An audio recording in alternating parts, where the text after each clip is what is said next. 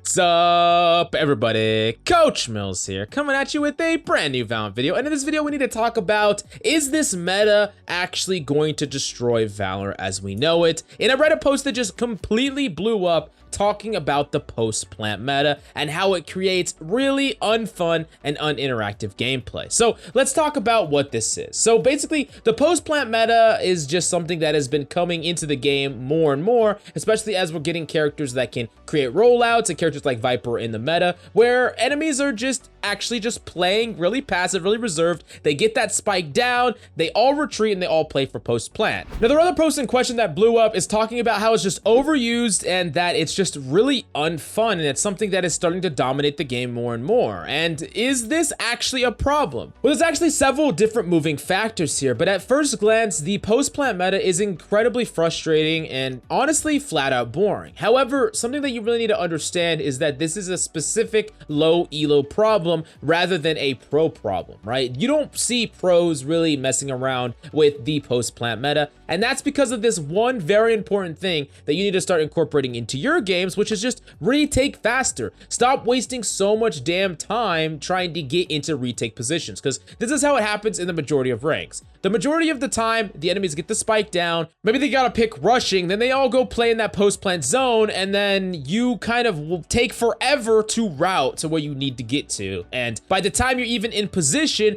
to start retaking, so much time has already been burned off the clock that you can't possibly tap that spike, bait out the utility, or go and pressure the people that are using these rollouts. Now, that being said, this doesn't mean that it's something that is completely okay. Just because it only affects people in the majority of ranks, the lower ranks from like plat under, doesn't mean it's something that is not really frustrating to deal with and creates really boring, uninteresting gameplay. Please support the channel by checking out the GameLeap website down below for in-depth tips and tricks, but let's get back into the video. Now, until this has changed, you should 100% be retaking faster like I said, but more importantly, what is something that Riot could do to maybe fix this? Not in a way that is going to completely destroy the meta, but just make the game a little bit more fun to play in the reality that is ranked, rather than have this post-plant meta, if you do indeed think it's an issue. And if you do, let me know down below and smash that like and subscribe for a free Tesla. Now, let's talk about some of the solutions that Riot could incorporate to kind of fix this meta in a lot of different ways. And these are various ones that were actually introduced in the Reddit thread, and some of them that I just thought of right now. Now, the first thing that you could do is have some abilities specifically counter mollies.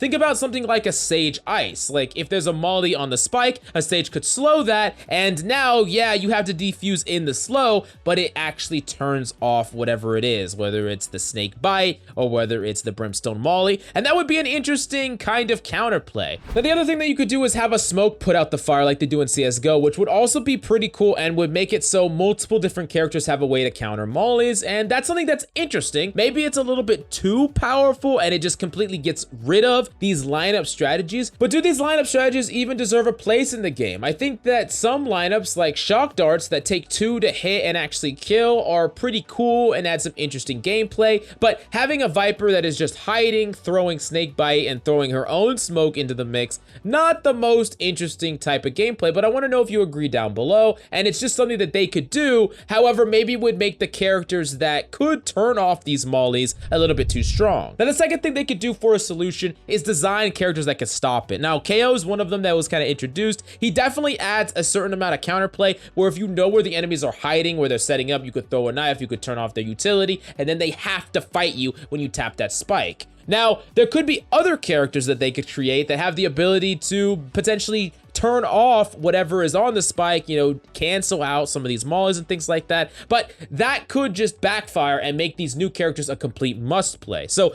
if they do this, I think that they need to fundamentally change how other abilities interact with mollies and different things like AoE type abilities like snakebite and stuff like that, or else you're just going to create a character that is now a must pick to counter other characters, which I don't think is that good of a solution. Now, the last solution is actually the one that I think is the most interesting, but other people might disagree, and it's incorporate a diffuse kit mechanic. One of the big reasons that this type of playstyle works in the first place is because of how long it takes to defuse, and there's no way to punish that fact. The second you touch it, that's when the AoE is coming out. You have to wait until it goes away, and then you can touch it again, and another one comes out, and yeah, rinse and repeat, rinse and repeat. But imagine a situation where you have a diffuse kit that you could buy. It could cost quite a bit of money, but if you do buy it, now the enemy could get completely punished by trying to play in this way. Because if they do try to play in this way, you're just gonna defuse it before the ability gets to you, or you're gonna be able to defuse it before you die to their ability. Now, the devs already said in the past that they don't wanna add this, but if they wanna keep this post-plant meta in place, then maybe it's something that they should consider, because I think it actually adds a layer of interesting gameplay. Because as a Viper, you don't necessarily have to use your rollouts even if you threaten it, and if the enemy buys like this diffuse kit, or multiple enemies buy it, and it's kind of expensive, let's say it's like 800 credits, and then all those players die, they're just burning money, even though you weren't even going to play for your lineup. So it's kind of interesting in that way, and I think it adds a cool economy decision tree. But I want to know your opinion about this entire thing. Do you think the retake meta is really annoying? How is it affecting your rank? So tell me down below what your rank is and how it's affecting you. And do you think that any of these ideas or solutions are something that could be used to fix it? Or do you think people just need to stop bitching and it's perfectly fine? I want to know all your opinions down below, but go to the GameLeap website for tons of in-depth advanced guides and VOD reviews about this exact topic plus much more. Go check it out right now. But I love yo faces. Thank you so much for coming by, and I'll see y'all next time.